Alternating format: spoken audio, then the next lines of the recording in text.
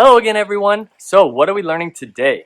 In this week's lesson, we'll be learning the movements and the steps for throwing a flying disc, which most of us just call a Frisbee. We'll be using the backhand throw. Then we'll practice that skill in a fun game called Flying Ring, which I'll explain later. But first, why? Why are we learning this? We want you to be able to understand the key elements to throw a disc for accuracy and distance, and then to practice using those steps. With this skill, you can play activities like disc golf and ultimate Frisbee, and even just playing catch and creating a game outside with your family and your friends can be a fun way to stay active and healthy. And remember, the more skills like this that you learn, the easier it is to stay active and involved in fun activities and adventures for your whole life. So how will you know if you learned it? Well, when we're done with this lesson, you should be able to identify the key steps to throwing a Frisbee using the backhand movement pattern. You'll also have a fun game to practice so you can put that skill to the test and see if you could throw using that pattern. But what is the pattern? And what are the steps to throwing a Frisbee backhand with the correct form? I'll go demonstrate. We'll see you in one moment. Hello again, everyone. To practice this skill, you'll need something to throw. So after we review these steps, I'll have a short video on how to create this flying ring using just 3 pieces of paper and some tape. I'll also use this Frisbee for the demonstration. Again, our goal is to learn the proper backhand technique to throwing a flying disc, aka Frisbee. Backhand's just a little bit easier to learn than the forehand throw, which we'll learn at a later time. So let's start with step 1, which is the grip.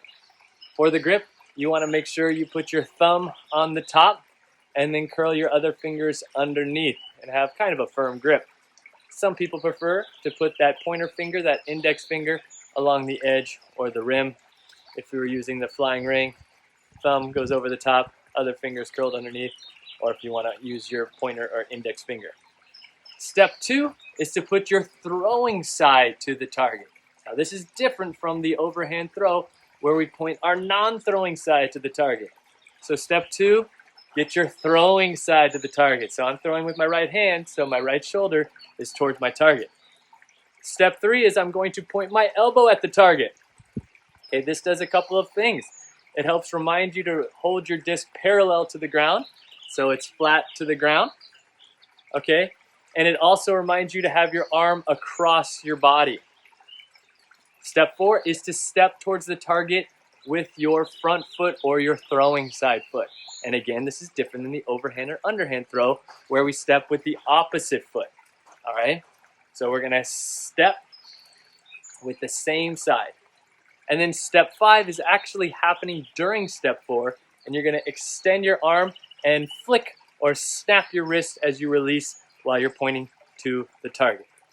Remember to try to keep it flat or parallel to the ground so it doesn't make big flying turns as it goes. Now let's put it together. Step 1, check your grip, thumb, fingers underneath. I kind of like to have my index finger along the edge here, so I'll do that. Step 2, throwing side towards the target. Step 3 is my elbow is up, right? So I remember to cross my body and to keep that Frisbee or disc parallel to the ground.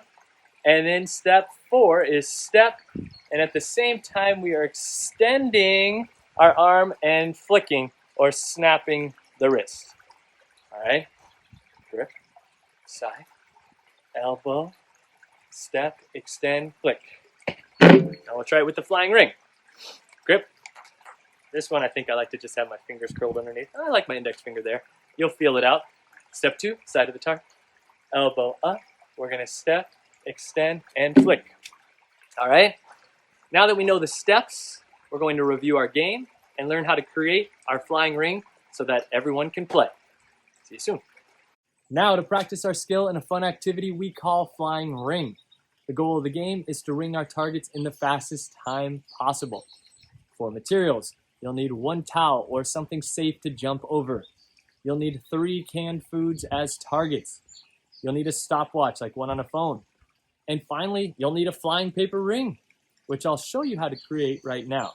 So to get ready, you'll need 3 pieces of paper, tape, and crowns are optional if you want to make it look cool.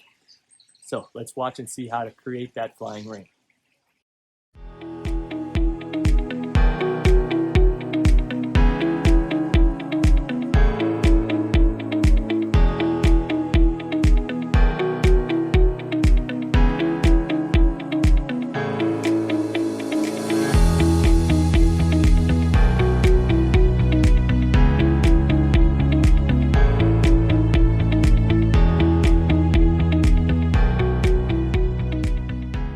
setup, first you'll need parent permission.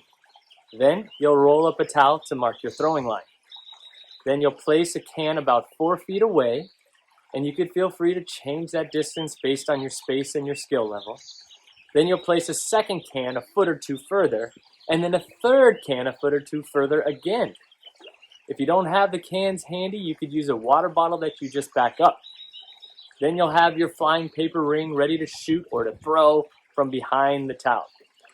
And this activity works great to play on your own and try to beat your personal best records, but you can also make it a fun competition with others to see who can finish faster. So, how to play. The goal of the game is to ring our targets in the fastest time possible. You'll shoot from behind the towel, and after you throw, you'll run to go retrieve your ring. If you got the ring around the can, you could stack it on the next can. If you don't ring it, just keep trying until you do. Then when you come back, you'll jump over the towel with 2 feet at a time and get ready to throw again. If you make it on that second stacked cans, you take those 2 cans and stack it on the furthest can.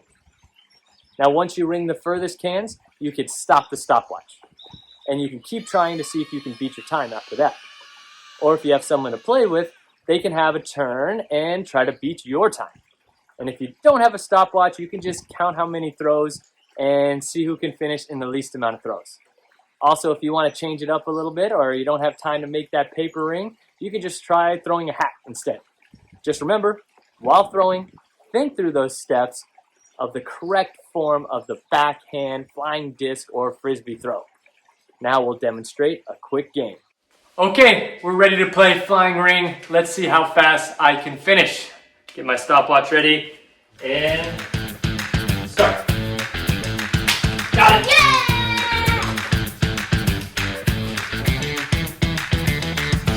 Got it! Yeah!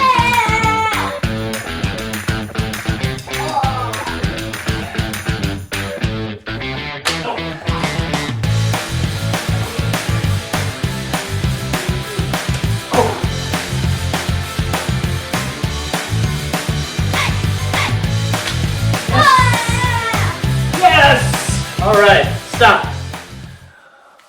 Okay, I finished in 31 seconds, but I kept it kind of close. I think next time I might move it back a little bit. But now, it's joke time. It's joke time. Time for jokes. Go ahead, Fred. Where did the baseball player go to get his new uniform?